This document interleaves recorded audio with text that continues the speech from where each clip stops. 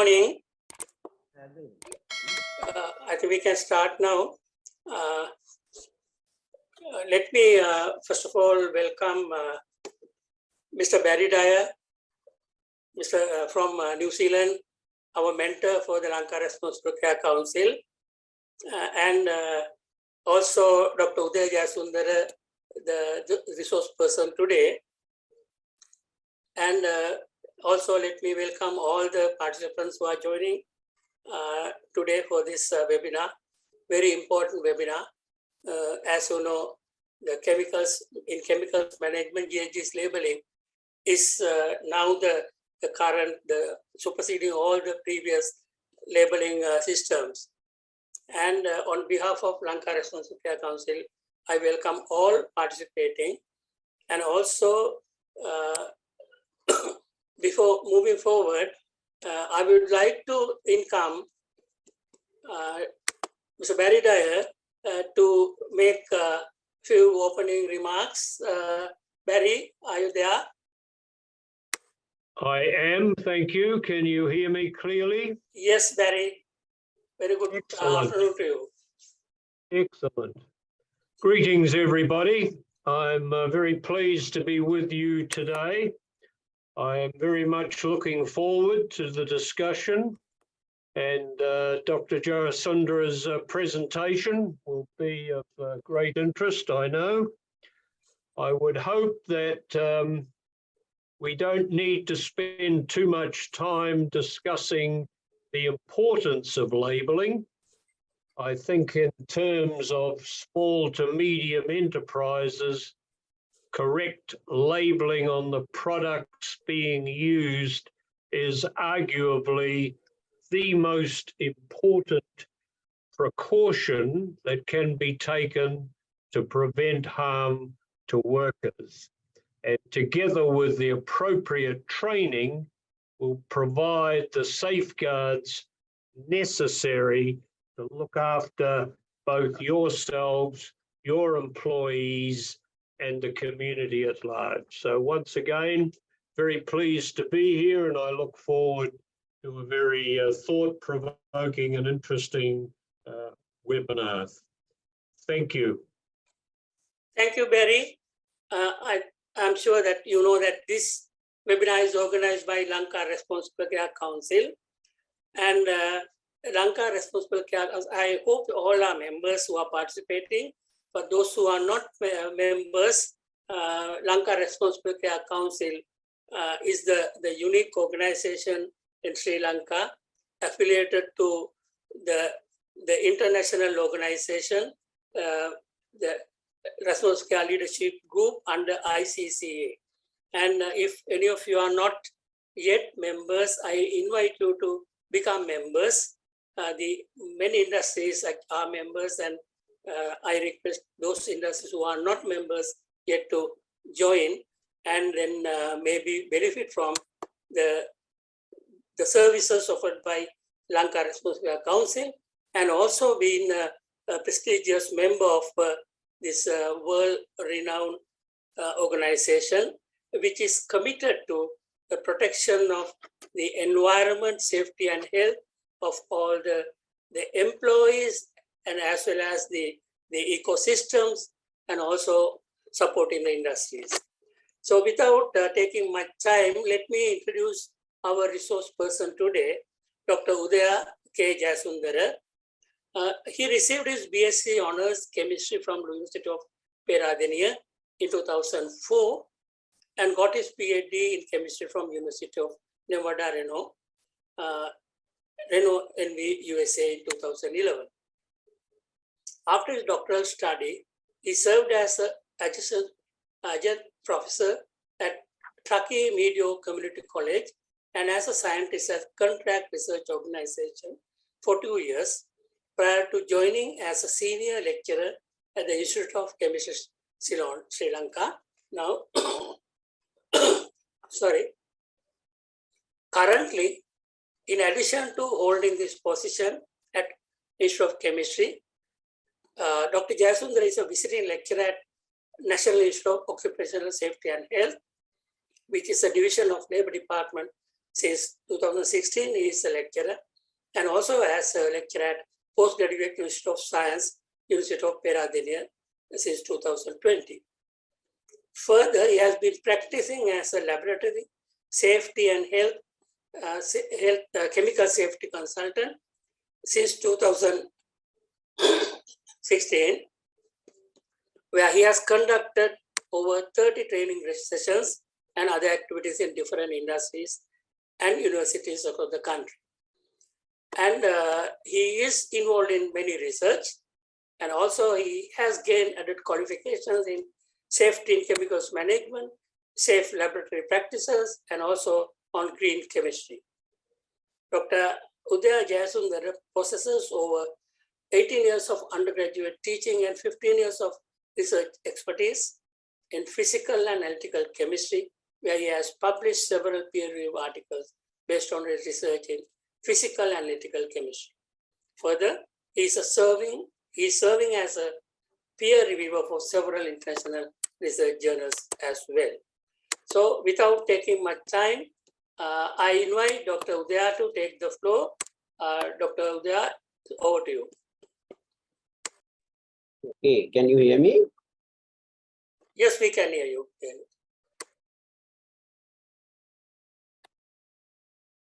Okay, thank you very much for nice introduction. And also I would like to acknowledge Lanka Responsible Care Council for giving me this opportunity to conduct this webinar for all of the Sri Lankans who are attending today. So shall I share my screen? Can I share my screen? You may be able to, I think you are a co-host.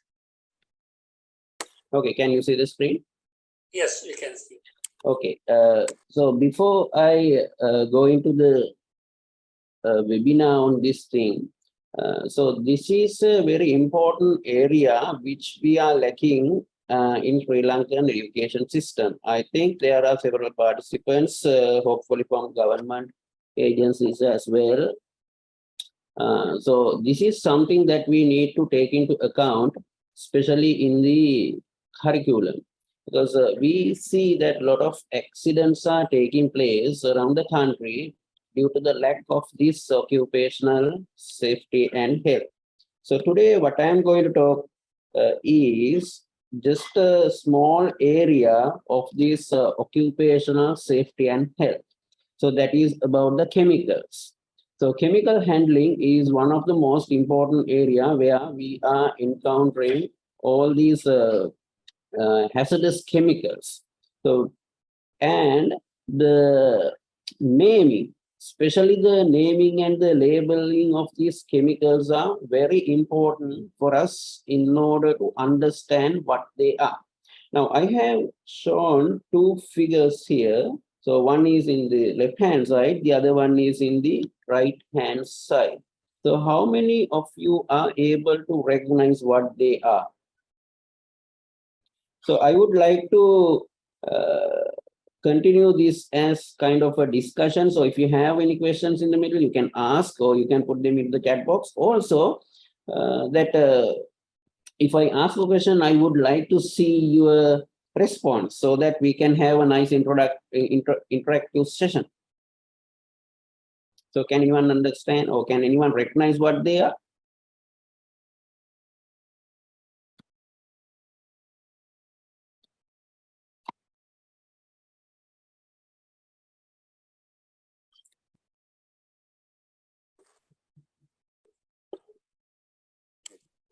We request participants to respond to Dr. Jasundara's request. Yeah, I think it's very important because we need to have active learning session here, not like a passive learning session, which we traditionally do in schools and in the universities. So your response is very much appreciated here.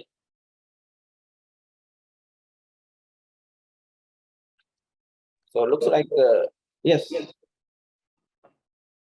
Yes, there are labels, environmental hazard, biohazard, corrosive, pressurized vessel, and at the yellow color label SDS about the safety data sheet, which contain all the informations about the chemical, the hazard statements, composition, transportation details, and all.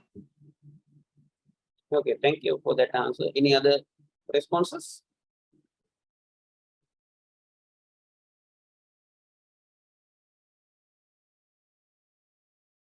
Okay, yeah. So you will be able to learn what these are in fact as we go on this webinar, and also this safety data sheet. So that is the main focus of this presentation today. So in order to start with, let's think about what are these chemicals, because we need to understand the nature of chemicals first of all in order to proceed. Now, chemical is defined as any substance that has a defined composition. So when you say the defined composition, it's very important to understand some of them are pure and some of them are not pure. So if it is not a pure thing, then we call it a mixture. For example, if you add sugar into your water, it's considered to be a mixture.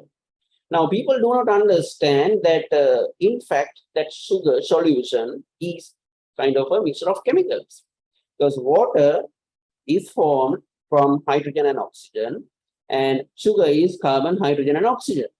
So these are just little things that we do not pay our attention, but in fact, we have to pay our attention because some of these chemicals, now, for example, water, they exist in water, exist in nature. However, some of the chemicals are manufactured, for example, chlorine. So we need to manufacture it. So in general, we can consider that all the food requirements for our life, to all the clothes, to our life, we need some sort of chemicals. So in other words, that we say that chemicals are required from cradle to the death, or the birth to the death, or sometimes we call womb to the tomb. So that chemical is something which is really essential for the existence of our life. Now we cannot avoid the use of chemical. For example, now we all know that when we wake up, we brush our teeth. So we are using toothpaste. So toothpaste is formed in or manufactured using some type of chemicals. So if you don't like toothpaste, sometimes if you go to the ancient times, probably that charcoal and other things are still used to clean or brush our teeth in different parts of the world. So again, that charcoal, activated charcoal, is one of the most biggest industries in the world today. And we are developing several alternatives for activated charcoal because of the high manufacturing cost of activated charcoal. Now, one of my research area is also focused on that area. So like that, we cannot avoid the use of these chemicals. For example, we need medicine. Right? So without the medicine, that we will not be able to survive from some diseases. For example, that we recently had this world pandemic. So majority of the people in the world got the vaccine. So vaccine was again coming from the lab where it was developed using certain type of chemicals. And fertilizers, one of the biggest industries in the world. Without fertilizers, I think that all of you know now what is the situation in the country, right? So we control the use of these chemical fertilizers. So I think the best word is the chemical fertilizers. Chemical fertilizers to a certain extent. But in fact, if you just use the so-called that organic fertilizers, again, they are also chemicals. So we cannot avoid. So we need to understand the context behind. We need to understand the definitions behind those things. So fertilizers, very important thing. And detergents, of course, that our clothes and all other things, sometimes floors or all these things are cleaned by using detergents or some other chemicals. And these are really toxic. And another one is just the pigments. You know the use of pigments for the printing materials and sometimes for your clothes. And if you want to get nice colors, so we are using pigments. So therefore, if you think about anything existing in the world, there is no way that we cannot avoid chemicals. So therefore, these chemicals are very important thing. Now, this is just to compare the population versus chemicals in the world. Now, if I ask a question, what is the world population now? So it is this number, 7.98. So this map says something else. It's a kind of old map, but this is the 2022 statistics. According to that, 7.98 billion. So it's almost 8 billion in few months' time. So it's a great number of, huge number of people living in this world, and you can see the population density in different parts of the world. Now we can have a similar map for the consumption of the chemicals. Now, if you look at this figure right here, you can see the largest chemical consumption is done by China. So it is 1.5 trillion. Yeah. Yeah, 1.5 trillion. The total chemical business is almost 4 trillion US dollars. Out of that, 1.5 trillion are spent for chemicals by China. And the rest of the world is like 2.5 there.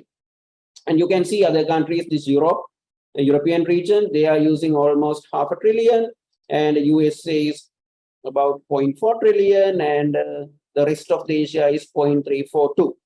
Now, India is also a huge consumer of these chemicals. It's about $92 billion. And we don't have statistics in Sri Lanka.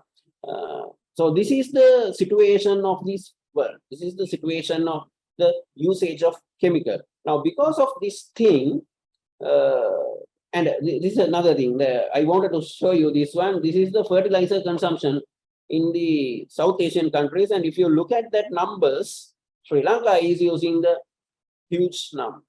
So I don't know the reason of using that one, this much of fertilizers, because if you put excess fertilizer, or in general, what we believe is that when we put excess fertilizers, that they are going to be absorbed into the plant and you are going to get more crop. That is a myth. You will never get that. We know there are chemical reactions taking place, and we say that they are taking place into a certain ratio. So plants are also like that. They can absorb only a certain extent. So the rest is just going into the waterways, and that is going to contaminate the water, and ultimately the treatment process of water is going to be very costly. So therefore, I think this should be something that the administrators should take into account, the usage of fertilizers. So if you look at the other country, that is Bangladesh, it is almost 120 kilogram per hectare is less. So if you think about a hectare, it's not a big area, and you are still using 284 kilograms. So basically it's about 650 kilogram packs. So that is not something that we need to promote. So we need to demote that kind of activities. Now, this usage of chemicals are really immense. Now, because of that reason, the accidents are inevitable. So I'm going to show you a small video. So let me see whether it's going to work, first of all, and let me know that if you cannot hear the music, the sound.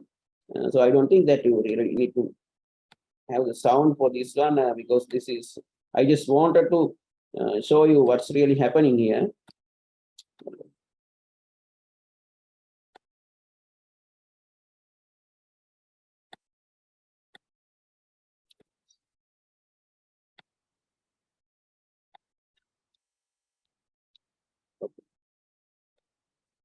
Can you hear the sound?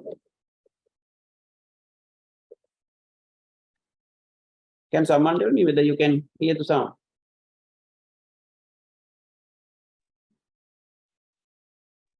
Can't hear the sound of the video. Yeah, that's fine. Just what I wanted to show you is that the accident taking place, just focus onto this one. So this is a kind of container, right? So focus to that one, see what happens.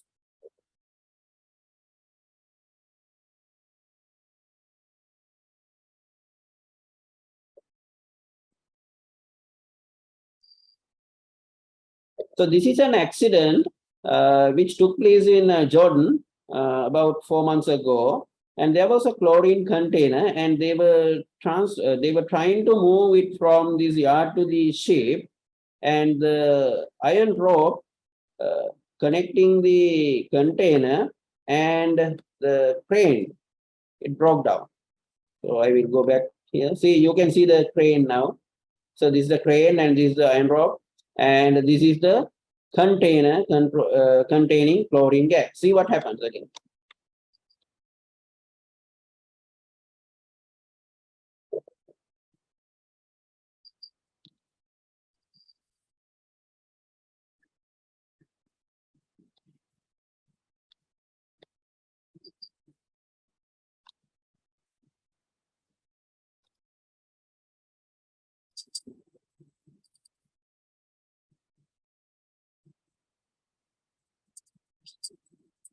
So this is the damaged container.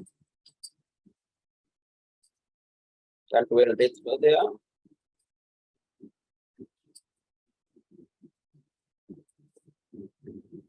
And 260 people got injured.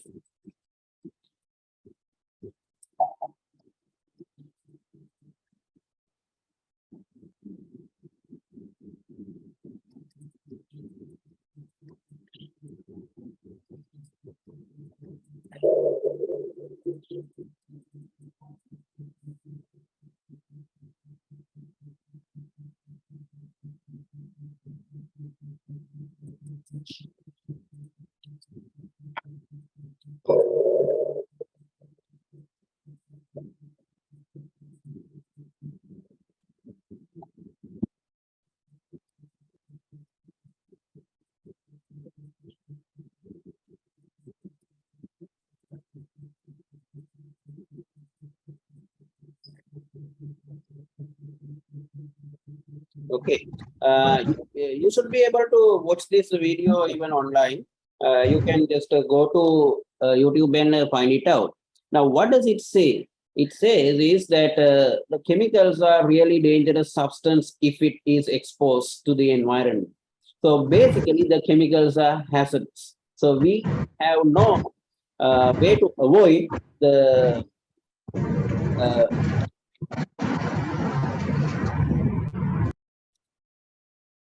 we cannot avoid the fact that chemicals are not hazardous. Regardless of their concentration or the amount that we are using, the chemicals are in fact hazardous. So let's quickly understand what is the meaning of this term hazard. Hazard is the ability to cause adverse consequences or the effect or a source of potential damage. Now, in this previous video clip, that chlorine is a hazard. So therefore, when you are handling this kind of stuff, you got to be really careful. You have to double check, sometimes triple the containers as well as other instruments which are used to control this or the move or transport this hazard. So this could cause individuals' health or life. It could be at your when you are at work, or sometimes even in home, or sometimes when you are on the go. So therefore, there is no way to avoid from this hazard. So these hazards are existing in this world. What we can do is we have to understand the risk caused by this hazard. So risk is a chance, or sometimes we call the probability or the percentage of a person being harmed if exposed to a hazard. Now we have a lot of hazards existing in this world, right? So therefore, we know the risk is always existing with us. However, we have to control these risks. So how are you going to control these risks? There are several ways of controlling risk. One of the simplest ways, just put a placard like this or a note like this. So the people then understand, okay, something is wrong in this particular area, so we have to avoid that. So you might have seen this first one, which is very common in malls or sometimes even in the parking lots, right? So this is something very common, especially when the area or the floor is slippery. So that is a way to inform others or communicate others that something is existing in this area. Therefore, please avoid this area. So that is just a way of doing that. However, there is something called control of hierarchy, or sometimes we call hierarchy of control, where we can control these hazards. Especially when we come to these chemicals, there are 5 different ways. So as you can see from top to bottom, there are 5 ways. The most effective being the elimination of the usage of chemical. So the meaning is denoted here, that is physically remove the hazard. So if you feel in your industry or in your workplace that some chemicals are existing and they are causing some problems or the issues to the workers, then the best is that you can take it out from that system. So then it is not there, so the hazard will be gone. So the risk is no longer there. However, we know we are in an economic world. So therefore, we cannot avoid all this, or we cannot eliminate all the chemicals we are using. So therefore, we have to go for less hazardous chemicals. So what we do is, for that, we are going to substitute. So if you feel that your chemical is so toxic and so poisonous for the usage, for the consumers or the workers, then you can find, or you can ask your scientists to come up with a solution to substitute or replace that toxic or poisonous chemicals. So sometimes it is not going to work as well. Then we come to the engineering controls. So engineering controls are kind of using machinery, and engineers are mainly involved with this thing. So you are kind of isolating people from that particular hazard. So hazard is still there, but you don't allow the people to move closer to the hazard or get exposed or contact with the hazard. And the next thing is administrative control. That is one of the things we are doing right now. So change the way the people work or people think. For that, we do need to have some training. So this is kind of a training that you can practice after this webinar, and you can gather more information as well as you can refer. Now, in this current context of education, we never want you to just sit in front of a computer and look what this is and listen what it is happening in the presentation and just finish it off. No, that is not the ultimate goal. So you have to practice this. How are you going to practice? Sometimes you might be wondering, okay, what is meant by administrative controls? Of course, then you have to browse a website. There are good websites which are really dedicated for this occupational health and safety. For example, OSHA website is one of them, and there's an IOS website which is controlled by the CDC of the USA. That is one of the best website where you can learn a lot of things. And there's another one in the European region, and there's another one in Canadian region. So accordingly, you wish, you can just find out the detailed information. And sometimes some limits might be different, but in general, the meaning are going to be the same. And the least effective one is the PPE. So whenever we are in the lab, we are using a lab coat. So those things are considered to be the least effective, but however, we have to encourage all our workers to wear them. Now, in today's presentation, I'm going to focus on this engineering control. So how are you isolating people from these chemicals? Because our goal is for the chemical hazards. So how are we going to do this one? It is not the most effective, but it is also not the least effective. It is somewhere in between. But if we can inform, or if you can communicate this message, or if you can pass this message to our workers or our people or citizens or whoever get involved with this certain type of chemicals, then it's going to be helpful to a certain extent. Now, these engineering controls are done in different ways. Sometimes we define specifications. So what are the specifications we needed for a storage, for example? So if you want to store certain type of chemicals, so what sort of storage facilities do we need? So can we store all the chemicals together? Can we store all the liquids with the solid chemical? So we have to think about that. And usage of less harmful material, that is one of the most important. Sometimes we change the processes, enclosed processes, or sometimes we isolate processes.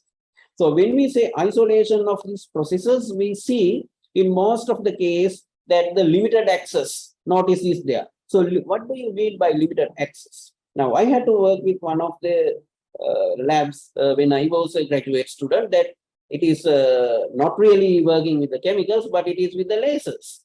So even for the lasers, that we need to give the training to the people who are handling that. Because in case that if you direct that laser beam to someone's eyes, that is the end of that eye.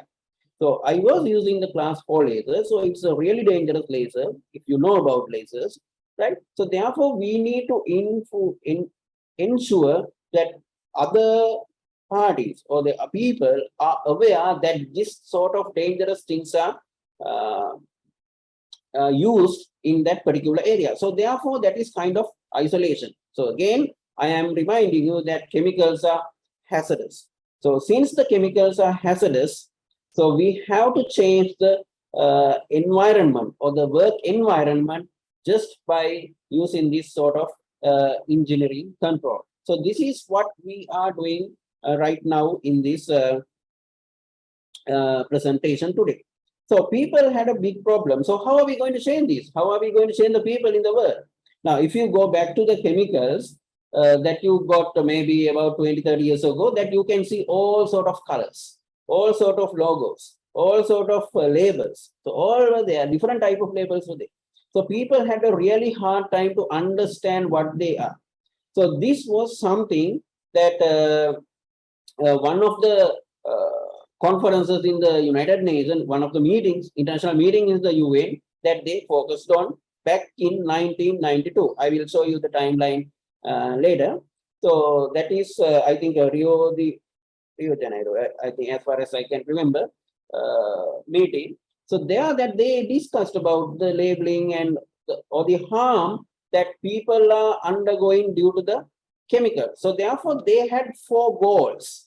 In order to come up with a new system, they wanted to define 4 goals. Why they need a new system? The first goal is enhance the protection of human health and the environment. So this is something very important. So that's what I told at the very beginning of this presentation also. The health and environment is the utmost thing. So you can harm the nature and the nature is coming back with you. So therefore, you got to protect the nature and the environment, because that is where we are living, right? So there is no planet in the world, in this, as far as we know, that people can live in. So this is the only planet, so we got to save it. We have to protect it. Not only the planet, but environment, but also the human. Sometimes some people say, okay, this is not, the human is not the owners of this planet. Yes, it is not. The humans are not the owners, because if you think about the other animals living in this world, insects and all these things, the population of them is immense. No one has even counted them. So therefore, that humans are kind of a minority in this planet. So therefore, that minority has no right to damage the majority's right.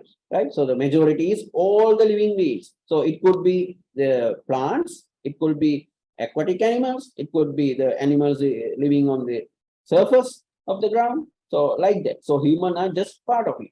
So therefore, that whenever we are handling these chemicals, we do need to have a system which is recognized internationally. So that's another term that we wanted to focus on. It's something an international recognized thing. So earlier we did not have these things before this conference. And the second thing is provide a recognized framework for those countries without an existing system. So this is something very important for us now.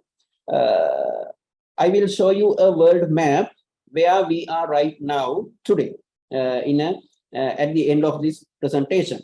So only very few countries, I think most of the developed countries, had a proper mechanism to handle and the usage of these chemicals without getting harmed or without exposing them into the public. So other countries that they are using chemicals, but there is no proper mechanism how to handle, how to dispose. In other words, that we say that that's the life cycle of the chemical. So life cycle start from the beginning where you think of purchasing chemicals and completion of the circle just by disposing the chemical from your workplace.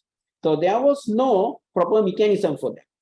And in fact, there are a lot of countries in the world, even today, that we don't have mechanism, right? And another thing is reduce the need of testing and evaluation of chemicals. So whenever we don't have a proper mechanism, we got to test everything. Now, what is happening current days is, if you think about a product in a particular lot, we are not checking all these things. What we are doing is we are taking some samples and we check and approve the whole thing, and we say it is quality control or quality check, right?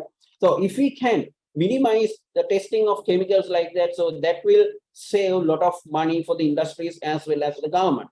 And also the last one, the facilitate international trades in chemicals. Because whenever you are trading these chemicals from one, or transporting one chemical from one country to another country, you got to inform the people who are handling these things that this particular chemical is going on.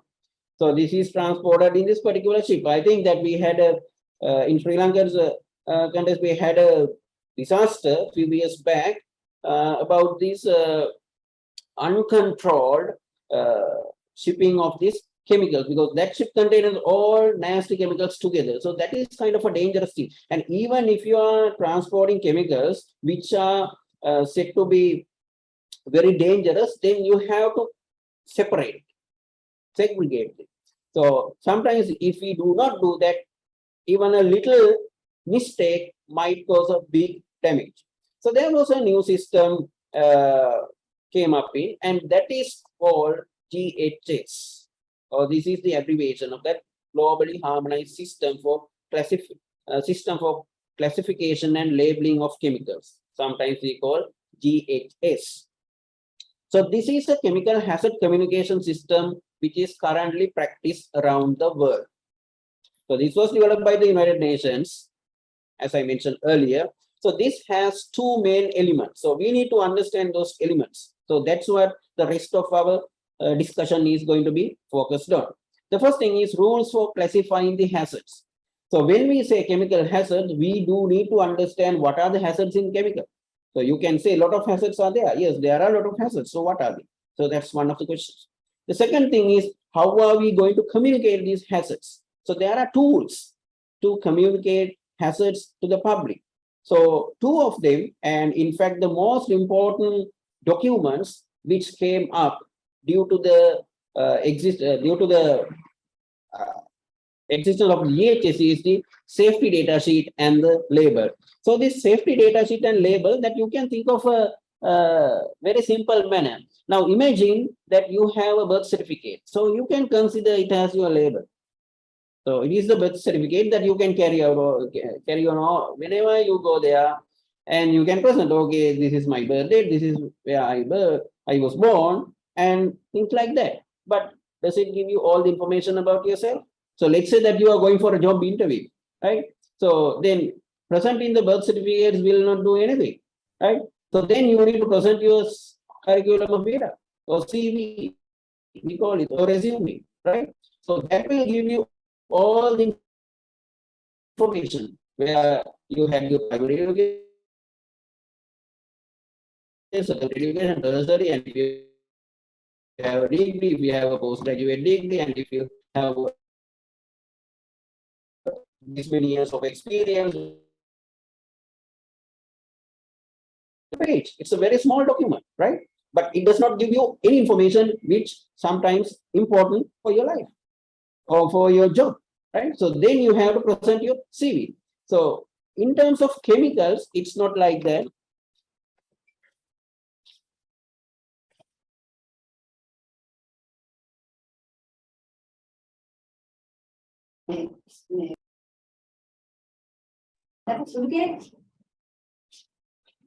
Right. So therefore, think about that way so that you can easily understand that label is kind of your birth certificate, and the safety data sheet kind of a lengthy document. So we are going to talk about that lengthy document as we go on in the presentation. Right. Now, you might be wondering, okay, what is this thing? Now, it was published by the United Nations, and now it says 7th revised edition. So has it been revised that many times? Yes. Usually this is revised every 2 years because we know that we are living in a changing world. So when we are living in a changing world, a lot of things are changed. So we cannot come up with a fixed set of rules or sometimes other regulations for this fast moving world. So therefore, this particular document, now this is the document. So it is a big book. So it's this much of big book, right? So you can purchase online if you want. I think I have seen that in the Amazon also that it is possible to purchase. It's like $52 US, right? So you can purchase it. And this book is called the Purple Book. Can someone tell me why it is called the Purple Book? Any reason for that? I'm asking a very simple question. Why is it called the Purple Book?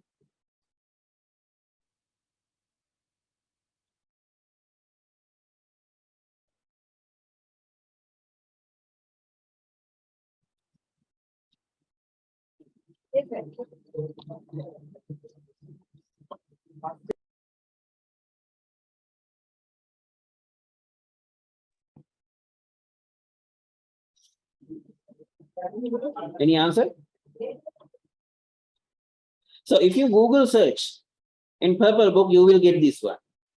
It is called Purple Book simply because its cover has purple color. So that's the only reason. So there is no other defined reason for calling it the Purple Book, right? So you can purchase it online. If you are a chemical user, and also think about the usage of your chemicals. So you have to evaluate, you have to have the accountability of the usage of chemicals. So now we are going to discuss this GHS.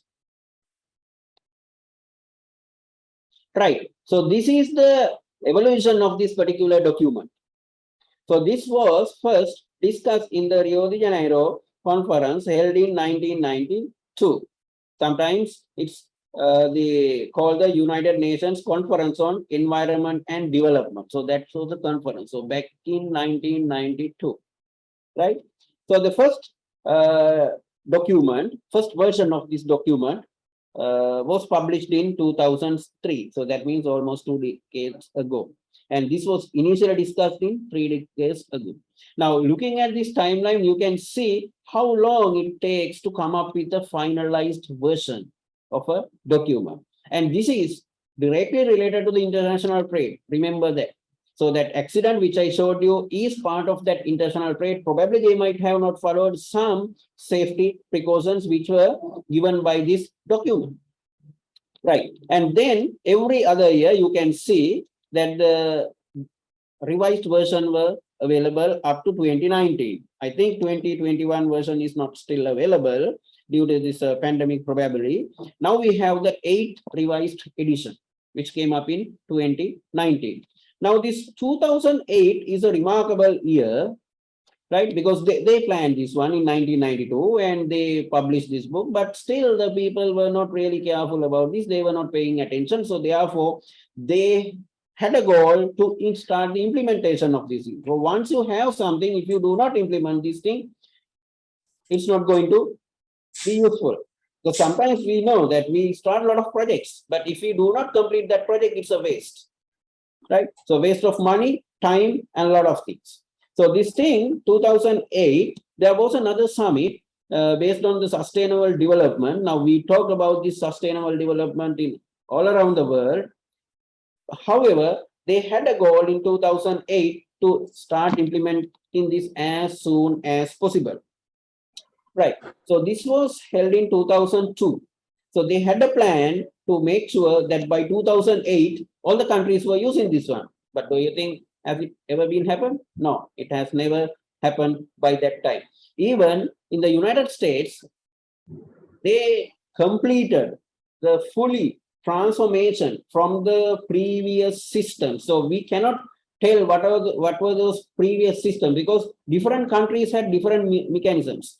Sometimes if the country is so big, now US was one of the biggest countries in the world, that they had different parts, so they were using different standards. For example, California, it's considered to be a different country, right? So they were using different standards. But when you come to the New York, they were following OSHA standards. OSHA standard is one of the biggest standards used in the United States, right? So California standard is different from the OSHA standard. So that is something ambiguous, or sometimes that is confusing the employers or the workers when you are moving from one state to another state, especially when you are in the transportation, right? So therefore, in 2002, that they came up with the idea, so no, that we have to start this implementation process, and the United States itself, that they finished the transformation by 2016. So I can remember that when I was working there, that they were working on how to transform this, because the previous existing systems, for example, let's go to a very simple chemical, let's say isopropyl alcohol, we all know IPA, that when you purchase IPA from two different companies, the labeling is completely different. So you need to have a different person to read this label and understand what they are, because sometimes their language might be different. Sometimes the way they put the information is different.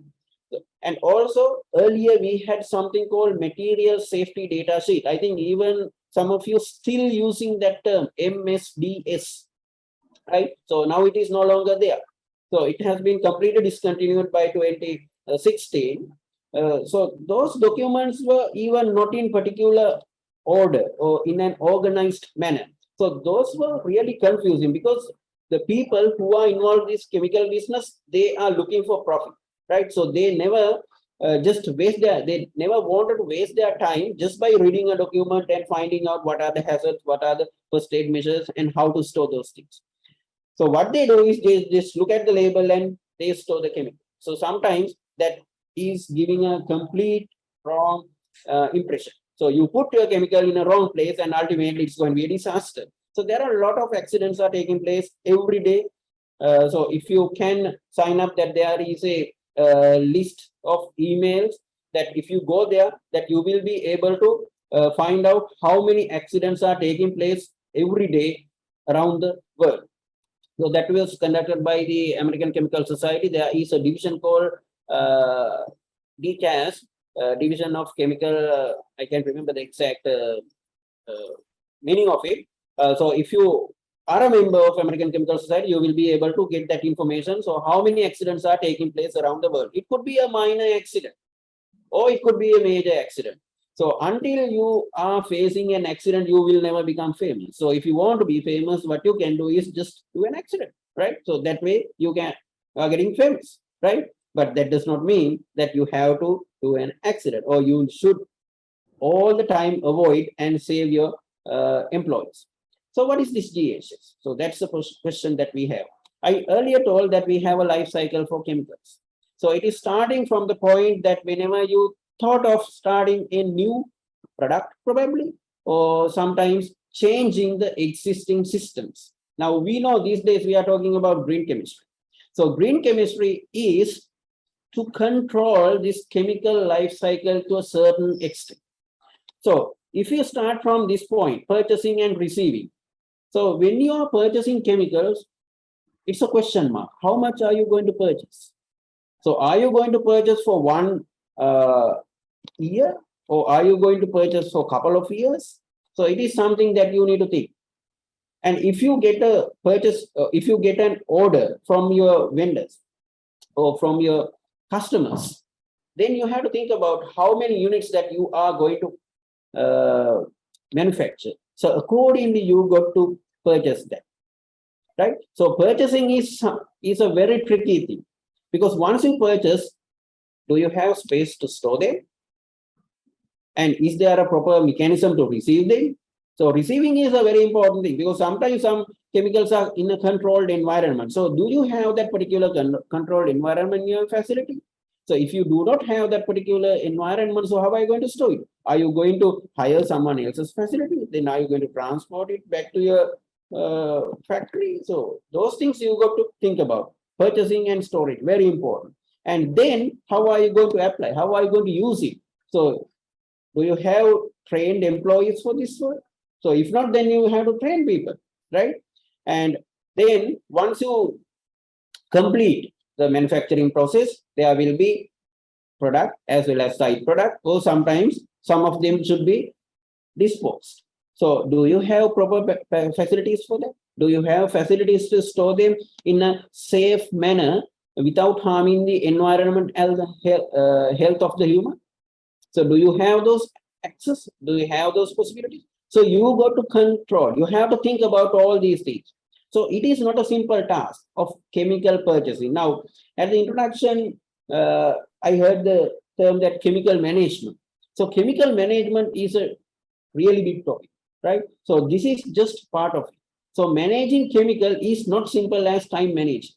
Now we know that time management is also very hard. So if you cannot manage your time, imagine the managing of chemical. It's very tricky job, and it should be done very carefully, because all these phases, now there in this particular picture, you can see 5 different phases. All these phases are dangerous, and there is a way to expose employees or the workers or the handlers to these chemicals, and any disaster can occur at any time. Now, if you have seen that particular video, that the drop of that particular container is part of this purchasing and receiving, right? So that's why I'm saying that you cannot say, okay, now we are safe. You cannot say. This life cycle is going over and over, and all these phases, the users or the handlers are in a certain risk. So we have to ensure that hazard is there, so control the risk as much as possible to ensure that the users or the handlers are not causing any danger. So then why this GHS came in? Because these are 3 reasons for that. First thing is to avoid different classification and labeling of chemicals. Now, I told you earlier, there were so many different methods to classify and label chemicals. So it's confusing. In fact, it's confusing. So, for example, if you are given 5 documents, but they contain the same information, they are in different order. So you can imagine the time you have to spend or allocate to organize them in a usable manner. So when you think about chemicals, we are not thinking about 1 or 2 chemicals. We are thinking about thousands of chemicals, large number of chemicals, from little vials to very big containers. So therefore, it's very important to ensure that labeling is there, because that is the first thing that you see. When you see a container, the name of the chemical is the first thing that your eyes are going in, right? And also to avoid the existence of several systems within the same country. Now, this is specially applicable for big countries, not small countries. So if the country is so big and if the country is divided into several provinces or states, then they have different systems. So those systems are very crucial, especially when you are crossing the borders between the states or the provinces. Sometimes you have to carry these documents all the time, and you have to ensure, or sometimes you get the license, right? So those things are very confusing when you are coming to the business, because you need to have a smooth flow when you are going from one end to the other end of the country, right? So this GHS will completely avoid that hazard. And the last thing is the confusion among workers on chemical hazards. So people are also confused, because when we are doing the training, I have done, as mentioned in the introduction, I have done a lot of training. Sometimes they are not aware of this GHS at all. And sometimes they just used to, or they were trained to just look at the name of the chemical, that's it. So they get big barrels, they are just looking at the label, name of the label. Now, the label is there, name is there, so they are just looking at the name. So sometimes they don't check the containers in some occasions. So that is very bad. So we have to teach all these things. So avoid all these confusions just by giving a proper system to the workers as well as manufacturers. So this is also very important for manufacturers.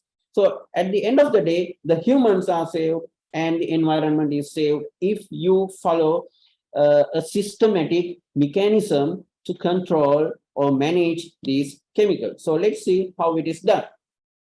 Now, sometimes some people, I have even got these questions, whether is it a standard? So do we need to really follow this thing? So that's why I put a question mark here. So is it a standard? So someone says, no, it's not a standard. Even if you go to these ISO standards, there are different ISO standards, quality management, environment management, and occupational health and safety management. There are several standards. They are not mandatory to implement. So they are voluntary based. So same thing here. So this is voluntary. However, there is one thing that you need to focus on. That is the involvement of this ILO, that is International Labour Organization, because they have reinforced and create synergies with the GHS. So that's where the validity of this GHS system comes in, because they consider that this GHS is a very important system to make sure or ensure the safety of the people who are involved in, right? So there are some international labor standards, or we call ILS, require the implementation of these elements in GHS. So what they say is, okay, that if you are using this thing, if you are going with this particular labor standards, you got to use this GHS. Now, if you want to know more information about this thing, now this is the homepage of that particular section in the ILO, International Labour Organization website. You can see this thing, the GHS in the world of work, mapping synergies between ILO instruments and globally harmonized system of classifications and labeling of chemicals. So you have to map that. You have to think about, okay, I am using this chemical. Is it going to affect to my employees? Is it going to affect my neighbors? Is it going to affect the environment that I am working in? So you got to map it. So when you are doing this mapping, you can use the international labor standards. So that way you can get a nice recognition for your products and industry. So those things that as industrialists, you can think of if the industrialists are attending here. So these are some of the conventions that ILS came up in different occasions, right? So you can see the Occupational Safety and Health Convention in 1981. So that is even before the existence of the GHS. Now the GHS came in after this year. The last one, Promotional Framework for Occupational Safety and Health Convention in 2006. So I don't have any information about when they decided to merge or the map this GHS with the ILS. However, it is very important for the chemical safety of your workers. So there is no mandate in your industry or anywhere to implement this thing. But however, if you are doing trade in the global trade, or if you are a part of global trade, and if you are selling chemicals, if you are purchasing chemicals, and if you are a manufacturer of chemicals, or if you are a user of chemicals, you need to have some recognition for your business, for your industry. So therefore, I highly appreciate that if you can align or if you can use your products according to the GHS, where you can get a lot of recognition. Okay, so let's move back to this GHS into the occupational health and safety. Now there are 3 steps you need to understand. The first thing, is there a question? Right. So there are 3 steps. The first step is the hazard identification. So that is where this classification and communication comes in. In fact, today we are going to discuss that thing, right? So classification and communication. The second thing is the risk evaluation. The risk management, risk evaluation is a very big goal, right? And finally, the safe use of chemicals. If necessary, you can just do the further risk analysis. I will explain that, right? Now, when you come to this communication and the classification of chemicals, excuse me, it is done according to the intrinsic properties of chemicals. Now, that is something usually done by chemists, because they are expert on these properties of these chemicals. So therefore, you need to have a consultancy from a person who is aware of the properties of this chemical, right? So once you have those things, you need to communicate those hazards. So we call it HASCOM in the safety language. So how are we going to communicate that? There are 2 ways or 3 ways basically. Labels, safety data sheet, which we abbreviated as SDS, and training. So those are the 3 ways that we can communicate to the public, right? So in today's webinar, I'm going to focus on these labels and safety data sheet, right? Second thing is, or the step 2 is the evaluation of risk. So you need to assess how are you using this one in your workplace. And if you feel that the way that you are handling or the way you are using this is not kind of safe, then you can revisit the existing control measures. So it could be engineering control, or it could be some other method that I mentioned in the control of hierarchy, and you can re-evaluate it. And finally, if you still believe that you don't have any risk or anything, you can go ahead and use the chemicals.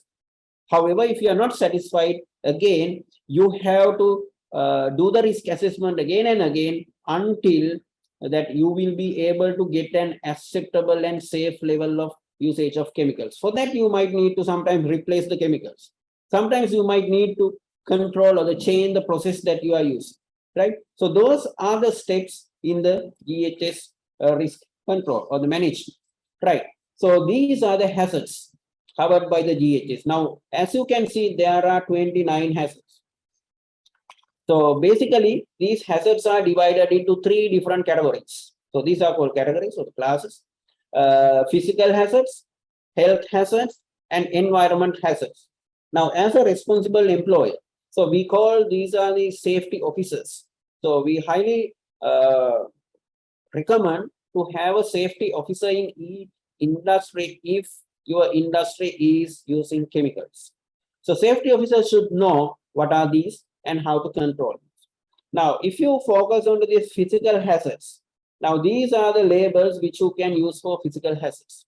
Earlier, before this GHS come into existence, these labels came in different, or these pictograms, we call them pictograms, I will explain detail later on, that they came up in different shades, different colors, right? So then it's kind of confusing, right? Sometimes this label has a different color. So one company has a red color, the other company has a yellow color, right? So therefore it's kind of confusing. Now we have 17 physical classes. So they are called classes, right? So now I mentioned about the GHS purple book. Now in this purple book, there are 4 sections. The first section is introduction. Second section is about these physical hazards. Third section is health hazards, and the last one is environmental hazards. So only 4 sections are there, right? And there could be an annex at the end for other information. But basically, when you are reading this purple book, so those are the 4 areas that you need to focus on, right? So there are 17 physical hazards. So you can browse internet browser and find out what they are, physical hazards. And there are 10 health hazards. So the pictograms for those health hazards are denoted by these 4. And 1, or basically 2, environmental hazards, right? So these are here, what they say is short-term and long-term aquatic environment. So that's what they say in the 2 different things. And sometimes they say, okay, that ozone layer is also affected. So therefore we have to allocate that also. So that second part is for the ozone layer and the first part is for the aquatic. So that's how these, I told you that there were different revisions. So in those revisions that they have slightly modified those things. Okay. Now, as you see, now there are only how many labels or how many pictograms are there? 5. Altogether 9 pictograms are there, right? So if you look at very carefully, there will be only 9 pictograms, right? So you cannot use anything else now. Only these 9 are there. Now, the questions are, how are we going to control? So if you have physical hazards, there is only one way to control, that is a storage. So you got to store them properly. There is a mechanism, there is a proper system for the storage, right? So you cannot store different chemicals the way you want. So there is a particular procedure for that. And environment, that's where the waste management come into picture. So you have to do the waste management properly. If not, you are going to damage the environment. Then what about health hazard?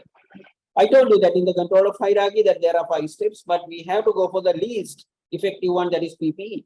So that's why we issue PPEs to all the employees to ensure, because they are in contact with these chemicals throughout their life, throughout the time that they are working in your industry. So therefore, you need to be especially careful when you are providing the PPEs. Now, I'm not going to discuss about the PPE, how to use the PPEs, and you have to check those things frequently. That's why we need to have a safety officer. So safety officer should be taking care of all these three aspects in a given industry. Without that, definitely we are harming. So you can see the humans as well as the environment, because this is the most dangerous one, the physical hazard, the storage facility. So if you do not have storage facility, don't even think of purchasing that particular chemicals. Okay, now let's see how we are going to communicate this hazard to the public. So there are two ways, label and the safety data sheet. So both are important documents, equal, right? So label. So when you come to the label, there are 6 elements. So these are the 6 elements, right? So this is completely different from the previous existing systems. I cannot specify one system because there were so many systems. So here you can see that there are 6 elements. The first one is called the product identifier. Now you can see how it is denoted even. So there's a special way of denoting. You need to make sure your name is in white color and the background should be black. So that is the GHS method. So your name should be in a black box in white color, right? And you can have other numbers. So these are United Nations numbers and this is CAS number. This is inherent for that particular chemical. So if you are a chemist, then you know what these numbers are. I'm not going to explain in detail. So this is a unique number which is given by the American Chemical Society for each chemical. So if you even Google search this number, you will be able to get this turpentine as a result.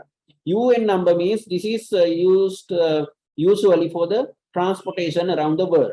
So when you have these big containers and all these things, if you have this UN number 1, 2, 3, 4, right? So this might not be the correct number the way it is there, right? So looking at that number, people will be able to, or the handlers will be able to identify, okay, that they are transporting this particular chemical. And then signal words. Now, in the previous systems, there were so many words, right? But in the current context, you can't use all the words. Only 2 words are possible, either danger or warning. Now, according to this label, it is danger. That's it, right? So if you have a very harmful chemical, then you would say danger. If you have a less harmful one, then you denote it as warning, like that, right? However, that should be done accordingly, right? So you can't just say, okay, the turpentine solution we have is kind of less toxic, so we call it warning. No, you can't do that. If it is turpentine, it is danger. That's right. And then hazard statement. Sometimes we call this H statements. There are a large number of H statements. I will show you in a minute how many of those are there. So you can pick the right statement for the chemical that you are dealing with. And the next one is precautionary statements. Sometimes we call P statements, right? So these are kind of instructions given to the users. So again, you should be able to choose them from the list of the P statements. And then we have supply information, right? So their email address, their address, phone numbers, and website, and any other information that you really need to contact them. And finally, the pictograms, which are shown here. Now, if you look at these pictograms and also this label, only 3 colors are possible now.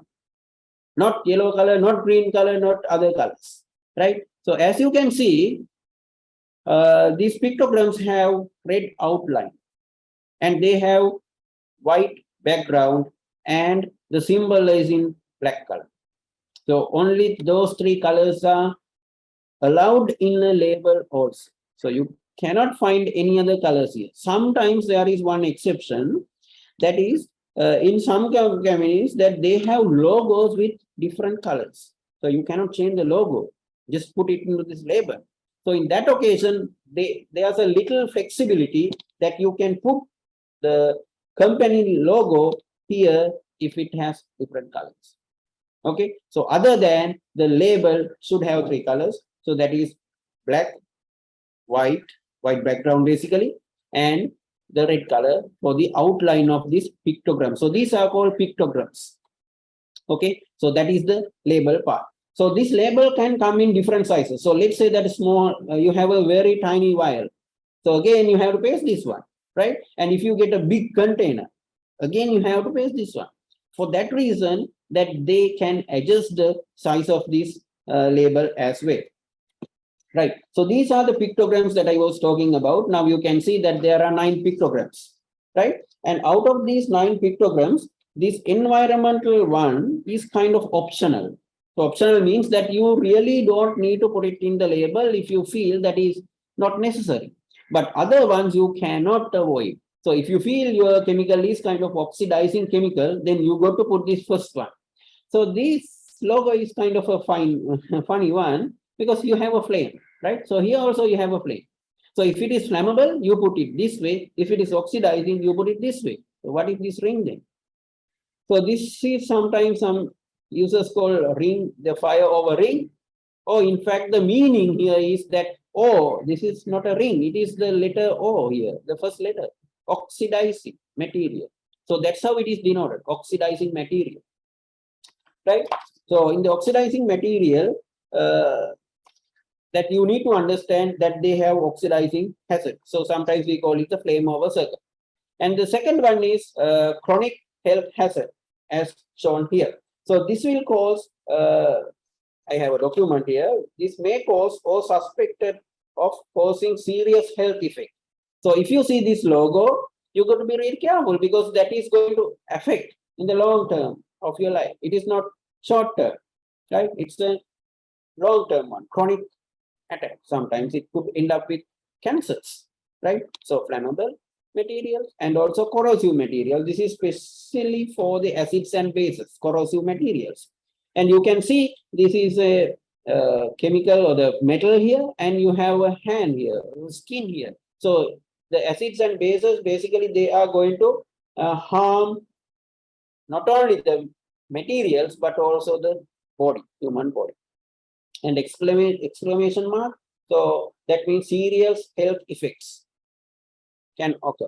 And explosives, and if you have a gas, compressed gas, then this is the gas cylinder, and aquatic environment, and the acute toxicity, that means short-term toxicities, right? So you might have seen, especially in the fertilizers, you have seen this one, this is short-term. But these short-term things can become long-term or chronic if you continuously use them. So you got to be really careful about that. Right. Now in this slide, you can see different different labels prepared accordingly this. Now one thing that common is that all these 6 are there in each of these labels. If you carefully look at all these labels, all 6 are there, right? Now here, they have used this danger word in red color, right?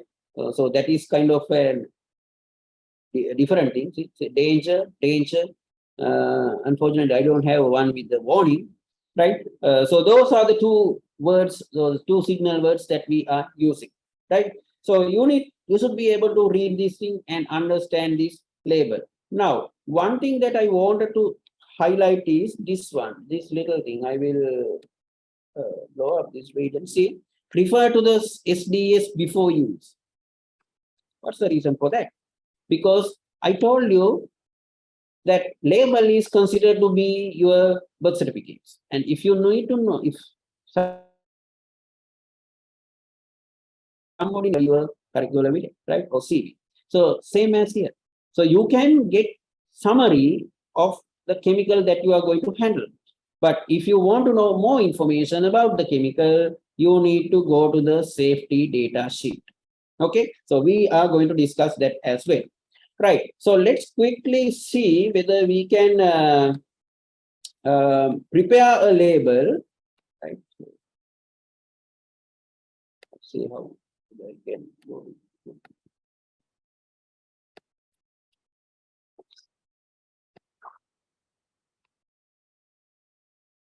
Right, can you see the screen? New one? Or are you still seeing the presentation?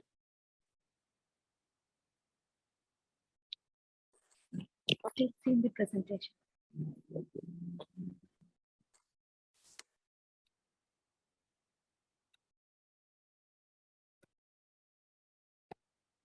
Okay, so this is the link. So this is something that you can use to prepare your label if you want, right?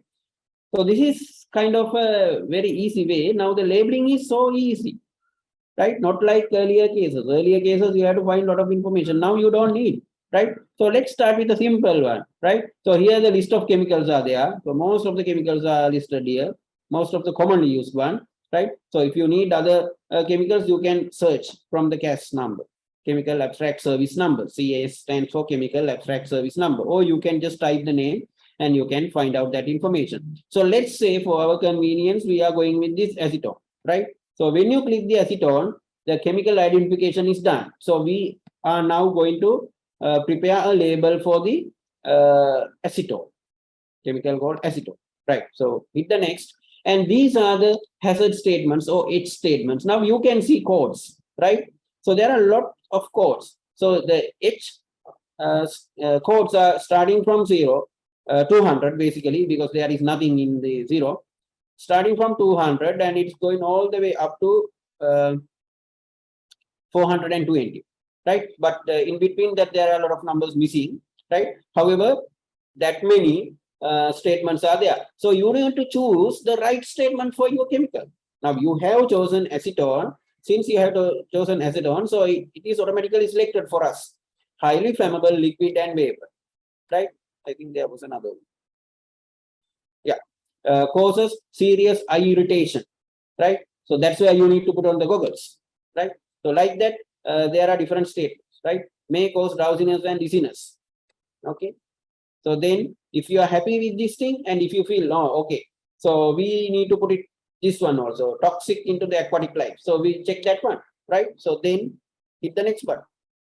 Then you need to fill this out by yourself, right? Sometimes these precautionary statements or the hazard statements are here, right? So that we have already selected. The precautionary statements, we need to type some of them. Sometimes you can choose them, right? So let's say in this case, use explosion proof container, right? So we type, right? So where PPEs, so this is for the simple thing. In case of fire, use class A for extinction.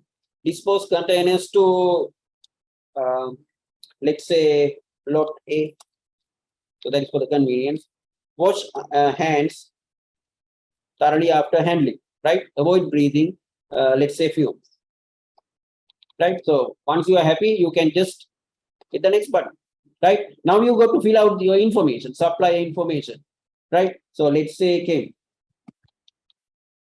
left, right? You need to put the address, right? So these are required. So it says required, right? So let's say 1, 2, 3, 4 came with, right? So the address or city.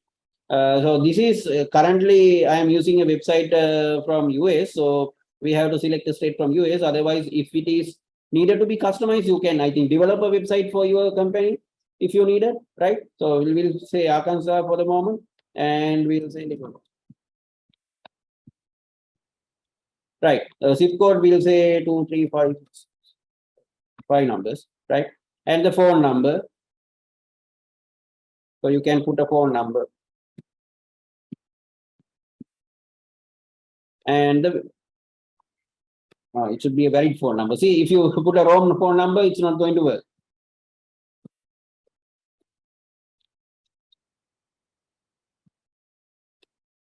Right? And the website. So let's say www.km.com. Right?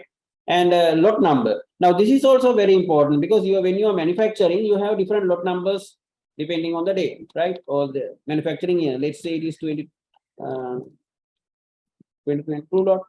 And you can put the expiry date. So let's say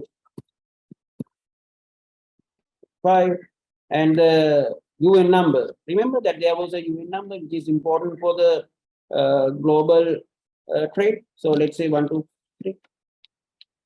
Department of Transport. This is only for the United States inside, right? So let's say it is 01, right? And you can even put the weight, right? So let's say 2,000 pounds, right? So then, or if you consider about a small one, 2 pounds, or you can put it in kilograms or whatever the units that you want, right? Right. So now, these are the things that you have selected, right? So your H statements are there, right? So precautionary statements, they are coming automatically because we have already chosen the chemical, right? So all these P numbers are there. See, a lot of P statements are there for this particular one, right? So if you want, you can put additional nodes. If not, that you can say, okay, that I am happy with this thing and generate the label, right? So it would take some time, about 2 seconds to generate the label. Now you can see the label is there.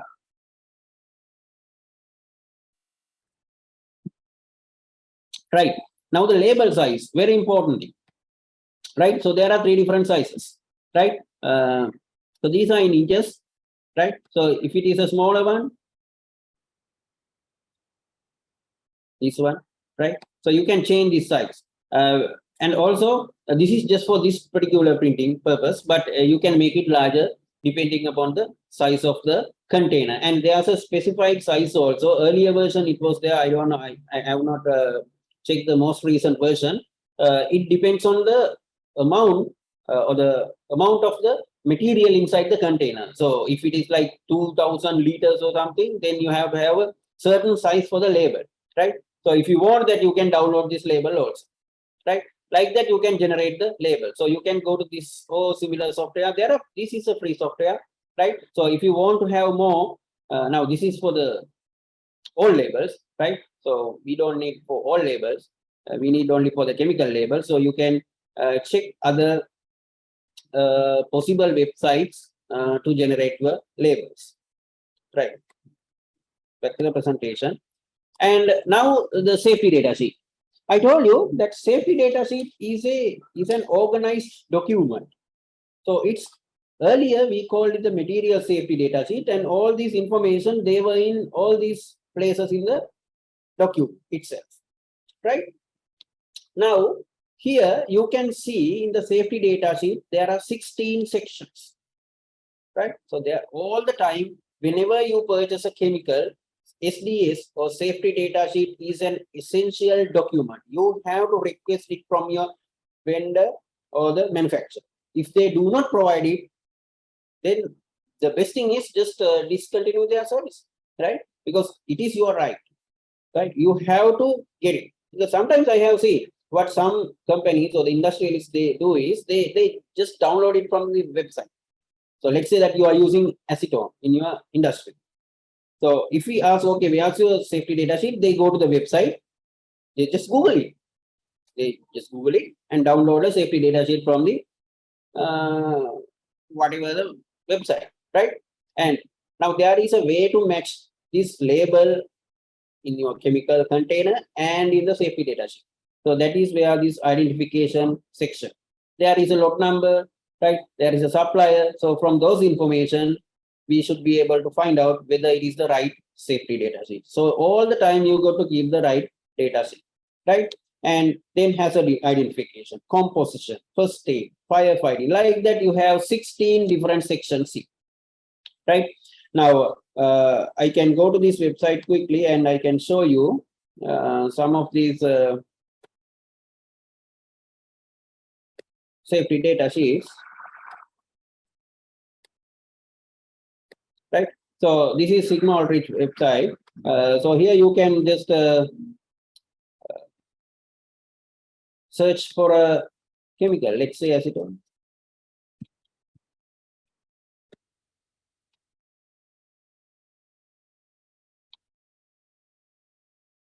So when you say acetone, that all the products are coming in, right? So whatever the products they have, right? So you need to choose a product, right? So there are at some point, there you can see the SDS, safety data sheet.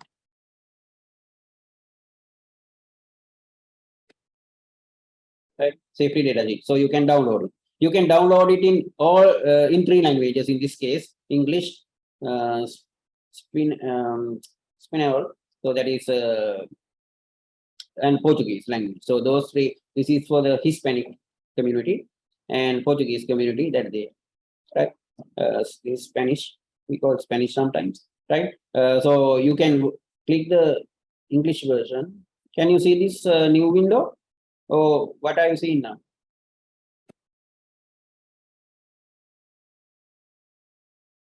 Can you see the safety data sheet? Still, yes, now we can see. Okay, right.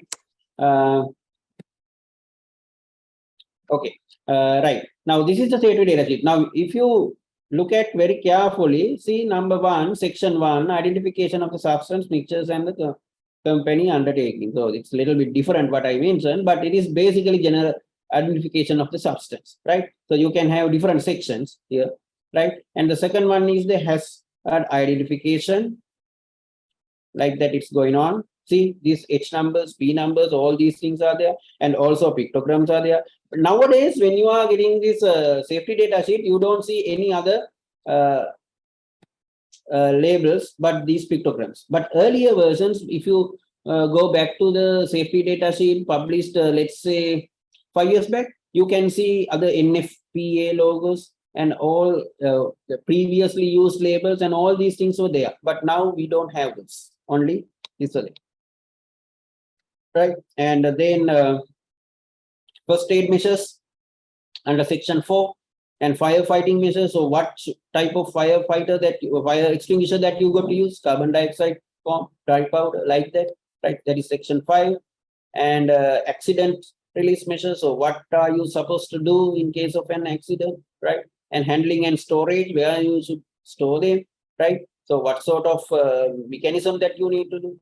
Exposure controls, right? So the parameters are given in. So if you are having a safety visit or safety checking in your industry, then you have to check whether this acetone level in your company is below this number. So then it is good to use, right? So there are different standards, right? Sometimes in the US standards are there, sometimes Canadian standard, European standards, there are different standards. So you can go whatever the standards applicable for your country or your industry, and the stability of reactivity and reactivity. And from here, from section 11 to 15, they are not really required for chemical users, right? So they are not mandatory for chemical users. They are basically for chemical handlers, right? And the last one will give you some other information which could not be placed in previous 15 sections. So like that, this is a very organized document. So if I go back to the presentation, right? So let's say that you have hundreds of chemicals, and you wanted to find out what are the firefighting measures that you need to have in your company. So now it's very easy. What you have to do is just get the set of safety data sheets and go to section 5. That's it. So section 5 will tell you all the firefighting measures for all the chemicals. So accordingly that you can summarize and come up with a suitable mechanism for your industry. And also about the storage. How are you going to store these chemicals? Again, go to section 7. In the section 7, it is telling you about how to store them and what are the required storage facilities. Now these documents, they are very lengthy documents, sometimes 10 or 15 pages long, right? So what I suggest is you need to have a copy of this one. And there was a recent discussion in one of the lists that I told you at the very beginning in the ACS. So how are you going to keep this safety data sheet? Are you going to keep this online, or are you going to print them and put it in a folder? So what I suggest is that you, of course, that you can keep them in a computer online version, so that any person in the industry can have the access from the computer. But their question is not that. So what would happen in case of a power outage, in case of a damage to the server? So how are you going to retrieve them? Is there a way? So that's where you need to have a hard copy. So you do need to have a hard copy all the time, at least in the office, So in case if there is a power outage, because sometimes when the accidents occur, there will be no power, no access to the computer. So then you will not be able to find out, okay, what is the suitable method to handle this problem. So in that case, you do need to have a hard copy. So when you are having a hard copy, ensure that you have the most recent hard copy available with you. Okay, so that's all about the safety data sheet, right? And this is the map that I wanted to show you. So this map shows the countries where the GHS is implemented now. The green color countries, they have already implemented the GHS. Okay, So the green color countries, you can see the big countries like China, China, USA, and the whole European region, except few countries, Australia, Brazil, right? So they have already implemented this, right? And these yellow color countries, right? No, the pale green color country like Russia, Mexico, South Africa, they make it voluntary. So if their industries want, they can use it. If not, they don't want to use it. And the yellow color countries, they are in the process of implementation. So especially Canada and Argentina, right? So they are in the process of implementation, and these blue color countries, they have never implemented anything, right? So now you can find out where you are located and the current situation. Now this is in fact bringing to a lot of damages, a lot of accidents, because there is no control of the usage of chemicals. You can put, okay, that we have restricted the importing or exporting this particular chemical, but that does not solve the problem, because once it is in the country, then it is in the hand of the people who have no knowledge of how to handle these chemicals, right? So just before the finish, I just wanted to give you an idea about the scope of the GHS. So basically, it covers all the hazardous chemicals at the workplace, right? Regardless of where it is located in the product life cycle. So I showed you the life cycle. Each step, it has a, so regardless of the location, this GHS is going to support you to find out the possible hazards. And also it depends on the national legislation. So you need to find out whether we have a national legislation, right? So all the countries which already implemented, they do have a national legislation for their countries how to handle. So it is applicable for all areas, industries and agriculture and transportation, or in any other academic or non-academic institution, even in the universities, that you do need to follow this one, right? So if I ask you a question, have you seen a safety policy in your, or chemical hygiene plan in your organization? Sometimes you might have never heard those terms. Yes, we need to have those implemented, right? So those are not part of GHS, but when you are implementing GHS, of course, you are naturally going to those standard methods, right? Okay, so who are the audience of GHS? Number one, these are the governments around the world. So they have the top priority, ultimate priority to implement this thing. So the governments, they have the right to safeguard their citizens. So they need to follow all the standards given by the International Labour Organization if the country has signed an agreement with ILO. Now, going to a certain conference and agreeing that does not mean that you are following. You are legally bound to follow that. But if you do not follow that, that is a useless, right? So therefore, you got to make sure that if you are signing certain agreement, you got to follow it. And then chemical industries, they have a big role to play because they are the ones who are exposing. And also your staff or the workers, right? So workers should be properly trained in order to understand these, at least these two documents I was talking about throughout. So that is label and the safety data sheet. Sometimes some questions that the employers have is, how can I explain the safety data sheet, because they are not capable of understanding this particular language of English. That's totally fine. You can translate them into whatever the language. Right now, as you have seen in that particular website, there were 3 other languages, right? 2 other languages were there, right? So like that, you can translate. So when you're translating again, make sure that you use a person who is knowledgeable about the subject, because otherwise you will give the wrong impression. At least if you can show, or if you can put a label about what are the most dangerous things which can be extracted from the safety data sheet next to the storage of chemicals, that would be also helpful if you cannot completely translate that into your language. And also make sure that the employers know that these things are existing, right? So when sometimes we go for audits and things, they don't know that these things are existing except the person who is handling this chemical. That is really bad.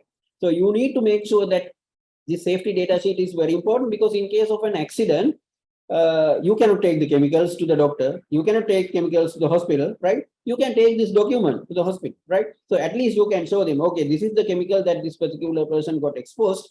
And then that doctor or that other relevant person will go to that particular section, and this safety data sheet will tell you how to treat that person and what are the first aids should be given, and all these information are there.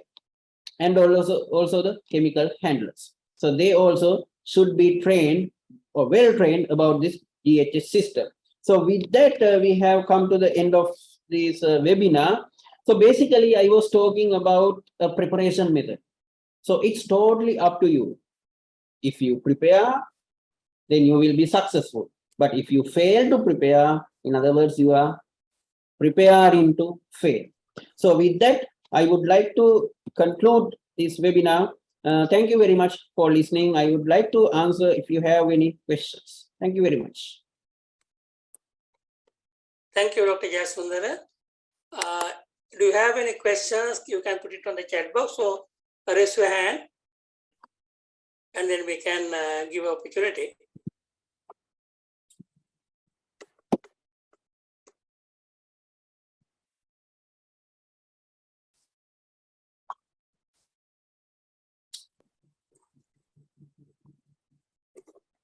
Looks like no comment, no questions, but I would like to invite Mr. Barry Dyer to give some concluding remarks before we close it. Excuse me. I think that's the question. Yeah. Please go ahead. Yes. Some dye chemicals, I'm from MA subject in Timor. In some dye chemicals, in SDS, the hazard the signal word is not mentioned. It mentioned as void. In such a case, how we write the signal word in GHS labeling? So you mean that, let me get the question clarified. So you mean in the label or in the safety data sheet? Where is it? In the safety data sheet, in the second section, the signal word is mentioned as void. Okay, so it is a signal word only, right? Okay, so in that case, you need to ask from a person who is knowledgeable about that particular chemical, because from the constituent of that, you said dye, right? So pigments or dyes. So you can find out what are the components in that dye. From that components, we will be able to find out the major component, and accordingly we can assign a word. So if they don't say anything, that does not mean it doesn't have anything, right? Sometimes if you go to the food coloring and things, of course, that they are good, right? But I don't know what sort of coloring that you are talking about. If it is food coloring, then definitely there won't be any word, right? But for other ones, of course, at least warning should be there, right? So in that case, make sure that you contact a person who knows about the chemicals, and accordingly that you can assign. If not, you can contact the vendor and ask them, why don't you provide this one? Please provide, because it's very important for our at least auditing purpose, or sometimes you can say our customers are asking for it. Because when you are selling some of these products from your industries, they might be asking, okay, do you have safety data sheets? Sometimes they are asking. I can remember that when we were dealing with this, some of the customers, we had to provide the safety data sheet. Or sometimes when they come and see us, personally they come and visit your factory. So then you have to show them, right? So in that case, I think at least try to have something, because I don't know what sort of dyes that you are using there. Not only dyes, in some chemicals also, hazard statement is not there in some of the MSDS. Yeah, in the MSDS, that's what I told you. MSDS, you cannot expect this H statements or P statements because they are outdated now. So you need to request for a SDS. So in the SDS, definitely that P statements and H statements should be there. Otherwise, you can say, you cannot keep anything blank. Now, I told you in the safety data sheet that the first 10 sections you need to know, right? So you cannot say that nothing is there. It is, you can just make it empty or blank, right? Something should be there. That information should be coming either from your manufacturer or from your vendor. So one of them should provide them. They are legally bound for that because they are selling, you are purchasing your product. If not, then you can either Google search and find out, but that is not going to give you the whole information. At least you can get some idea about it. Yeah, thank you, sir.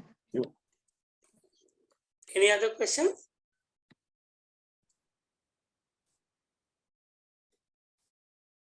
Barry?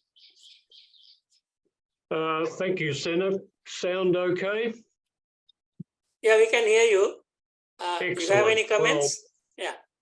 If I may, firstly, Uday has given you a very comprehensive and very useful overview of the GHS system. And I thought it might be perhaps appropriate to finish with an industry perspective at two levels, internationally and in respect of your particular company environment.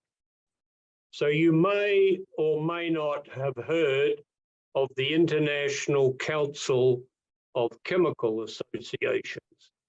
It was formed after the dreadful disaster of Bhopal, and it was a commitment by the chief executives of the then leading global chemical companies to ensure nothing like that ever happened again. And a program was created whereby it would enable manufacturers and end users to actually safeguard workers and the users of their products using a vehicle called responsible care. And the responsible care initiative, quite simple, no harm to people or the environment as a result of our products and operations.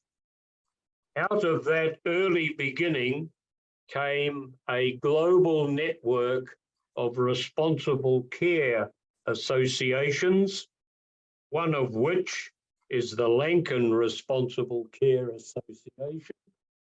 And the concept here is to establish in a country a host organization to enable and promote safe chemical management, particularly the implementation of the GHS system.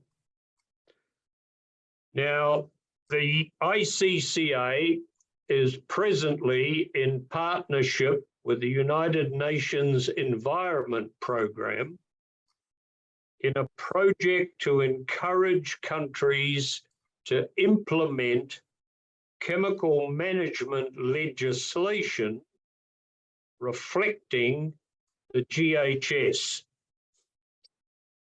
The target are emerging economies, and you saw the good doctor's chart of the world where the GHS is being implemented. And the one that stood out was probably Africa, the Africa continent. So the target for the UN and the ICCA project to encourage legislation reflecting the GHS is presently Kenya, Ghana, Ivory Coast, and Nigeria. And that is a 3 to 5 year project. However, the International Council of Chemical Associations and the responsible care participants have a parallel project, which is to encourage the implementation of the GHS. And in that respect, we would humbly suggest a country does not need to wait for enabling legislation. Once the government has determined they intend to implement GHS-based legislation, there is no reason why local industry cannot make a start in developing and implementing, monitoring their own GHS initiatives. And this really is a key progressive approach, because you never know what legislation you are finally going to get, but the guidelines and the criteria for the GHS is well known. Now, the GHS continues to evolve, and right now, version 9 is passing through the committee stages. However, the international chemical industry is recommending standardization on version 7. Not to say you can't progress beyond that, but the goal is to implement globally version 7. Now, I'd make 2 comments. One is that this is a voluntary initiative. The GHS is voluntary. It is a companion to the UN model regulations for the transport of dangerous goods, well known as the Orange Book, iteration 23 at the moment, and hence the common reference to the Purple Book. The orange and the purple books look very nice on your company bookshelf. However, be aware countries can vary the criteria for their own GHS. And a good example being some countries are not including consumer-sized products. Why is that debatable? Because small to medium enterprises buy their chemicals in consumer-sized packaging more often than bulk. It's very rare for a garage or a small engineering facility to have 1,000 litres of kerosene. More likely, they have a carton of 1 litre bottles of kerosene. So New Zealand has decided years ago that we had to include consumer-based packaging. The second thing is that you have the ability as a country to vary the environmental classifications. In New Zealand, we have 14 classifications because we want to protect our special wildlife, which other countries would not necessarily be involved in. So bear in mind that it is flexible. Of the several points raised during this excellent presentation, I would draw your attention to 3 in particular. One is that even though the priority should be training, and more training, most workers will never see a safety data sheet. What they are more likely to see is the label on the container they are actually handling at the time. So it's particularly important that employers ensure that labeling of containers in the workplace is accurate and is maintained. And a classic example is we've all seen a paint container where the paint is obscuring the detail on the label. Labels are a mini safety data sheet, but not to be confused as a choice. Labels in the workplace identify the product and critically provide emergency response information. That is why you should never decant product into food or drink containers. The typical example is a Coca-Cola bottle or some form of lunch container which suddenly has a content which nobody expected, and harm will result. If you are training workers, train them on the GHS classifications, emergency management and preparation, and also teach them to label the products they are using if they are not already labeled. And an example being the waste, the hazardous waste. Yes, we've got the products. Yes, we created whatever we do, but we finish up with hazardous waste. Now, it's interesting that there is a new category of hazardous substances emerging, and that is batteries. Batteries as used in vehicles, batteries are used in tools, batteries that are used in appliances like torches and radios. And we are now seeing globally a rise in the number of incidents starting with batteries, particularly used batteries being stored or transported back to a waste management facility are actually causing significant problems. So in conclusion, I think you should be very grateful to Dr. Jayasundara for a very comprehensive and a very interesting presentation. For my part, I would commend to you the idea that you do not need to wait for national legislation to implement the GHS.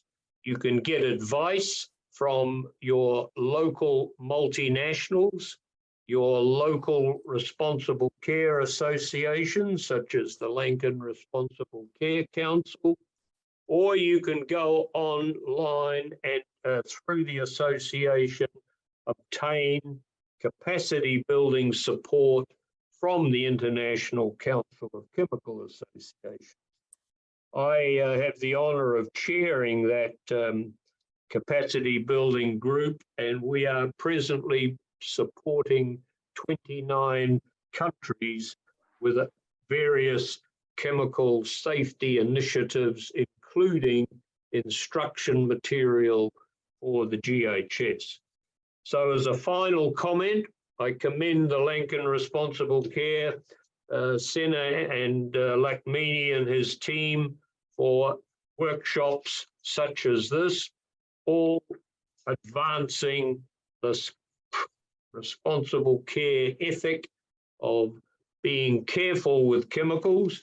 Every chemical is harmful, the difference being how well they are managed. Labeling, safety data sheets, emergency preparedness, safe storage are all comprehensively covered with codes of practice. But if you bear in mind the stop and think principle before you pick up that container, are you sure it is what you think it is? And if not, tell somebody promptly about it to avoid any harm.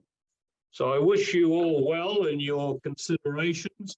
I think you've had an excellent overview of the labeling process, the reason for it, and why it is so critical. Where you can, make sure your WorkSafe procedures reflect the value and proper recognition of the safety aspects of labeling. And if you have the opportunity, convince your government to ensure that consumer-sized packaging should be considered as part of any national GHS program. Thank you, Sena. Great to be involved. Thank you, Barry. I think very useful ideas given by you. I think if any company is interested in implementing GHS systems, you can contact Lanka Responsible Care Council. Either you can contact Tarindu or Lakmini or myself. for the assistance. We'll be able to get assistance from Barry internationally and support you in implementing even in a small way.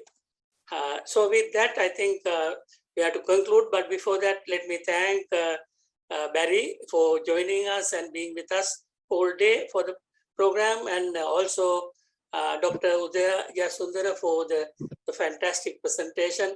We're starting with very simple ideas. He gave the whole the importance of this GHS labeling and SDS. So thank you, Dr. Sundara. Again, we look forward to have more, I think, presentations in future on chemical safety and chemical management. And this program has been made possible by actually EcoBusiness Management Unit of the Sabaragamuwa University. And I have to thank them, and especially Chandimal for actually assisting us, and also those others who made this possible by contributing, I think, backstage. So thank you, everybody, and thank you all the participants. We'll meet again, all of you, with another webinar like this, probably virtually or maybe even in future, maybe physically. Until then, have a good day and look forward to meet you again. Thank you.